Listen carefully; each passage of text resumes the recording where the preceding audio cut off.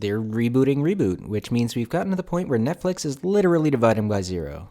Let's get this over with. For the benefit of those of you who've had no exposure to Reboot, here's the basic rundown. It was this early Canadian CGI cartoon series which I absolutely loved for a few reasons. Firstly, while other CGI cartoons were looking like this, "Don't you dare! Take that!"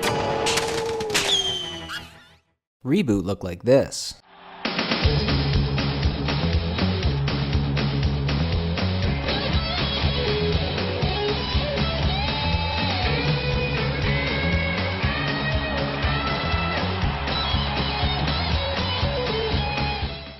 Again, other CGI of the era.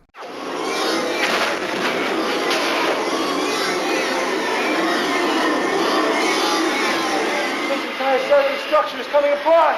Versus what Reboot was doing at the time.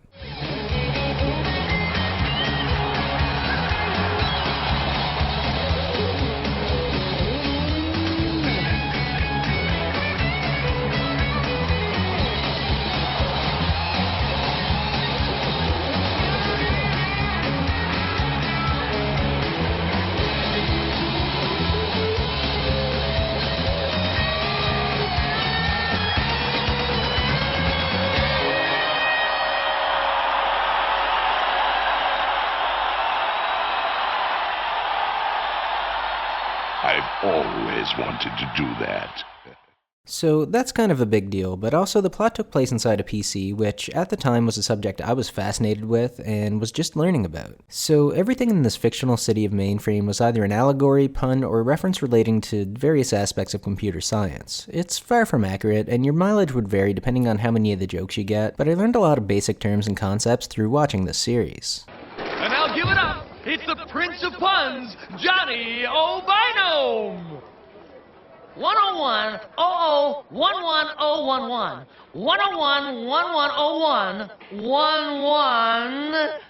0011 0111 1001 110 101 10 000 1100 1011 10011 101. To name off a quick few examples, Bob, our main character, came from the net, and his format was Guardian, so like an antivirus. Matrix was clearly something relating to a printer, Mike the TV was most likely a media player, Mouse was some kind of benign hack program, later on there's a search engine dude from the plotline where old programs had problems interacting with netcode, there's a bunch of binomes hanging out, you get the idea, it's good times.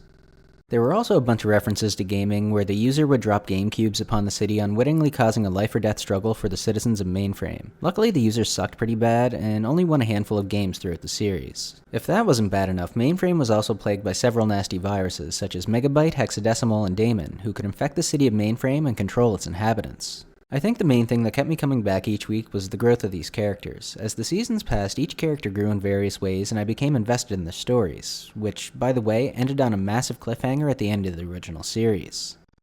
Prepare yourselves for the hunt. So, for years I was hoping for some kind of continuation of that plotline, and we did kind of get that in comic form, but that's been since pulled from canon and replaced with this new series. So let's take a look at the trailer for the Netflix reboot of Reboot, called Reboot the Guardian Code. It's time to send humanity back to the Dark Ages. Yes, but only in terms of CGI technology. Ah ha ha ha ha ha ha. What the fuck kind of VR Troopers bullshit is this? Did they even ever watch Reboot? This has to be intentional trolling, right? Because if you think about it for like 2 seconds, every time one of these kids as a user beats a video game, they potentially murdered thousands of the sprites and binomes who are living sentient creatures in the universe of Reboot. And where do you get Power Rangers from Reboot in the first place? I know there's this one episode where they do the whole Sentai giant fighting robot thing, but they also did Aliens, Evil Dead, Pokemon, Mad Max, and D&D. Reboot came out in like 1994, yet somehow your 2018 CGI looks worse. How? How do you fuck that up? The original Reboot was probably made on like Windows 3.1 with 4 megabytes of RAM, each episode stored on a series of 48 3.5-inch floppy disks, which were then transferred to VHS and physically mailed through the harsh Canadian outback to a television station. You know, so it had something to air to fill time between heritage moments and pants-shittingly terrifying public service announcements. You know what this series seems to lack? Anything having to do with the fucking original show at all, or any of the sense of humor that made us love it in the 90s. They say words like Guardian and Zipboard, but none of it means anything if we aren't going to have any substantial connection to its roots. This clearly isn't marketed towards fans of the original series, and honestly, I'd be less offended if they didn't try to dig up the corpse of one of my favorite computer animated shows of all time just to tie it in with a seemingly unrelated, tone-deaf VR Troopers ripoff. I'm sure they'll try to shoehorn in some references and maybe even lazily tie up some loose ends from the original, but this cash-in attempt just cheapens the whole franchise, which is sad because if treated with some care, this could have been an amazing revival. With all that off my chest, I'm still probably gonna watch it, cause fuck it, it's on Netflix, but just from watching this trailer, it's pretty obvious this isn't going to be a worthwhile successor to the original series.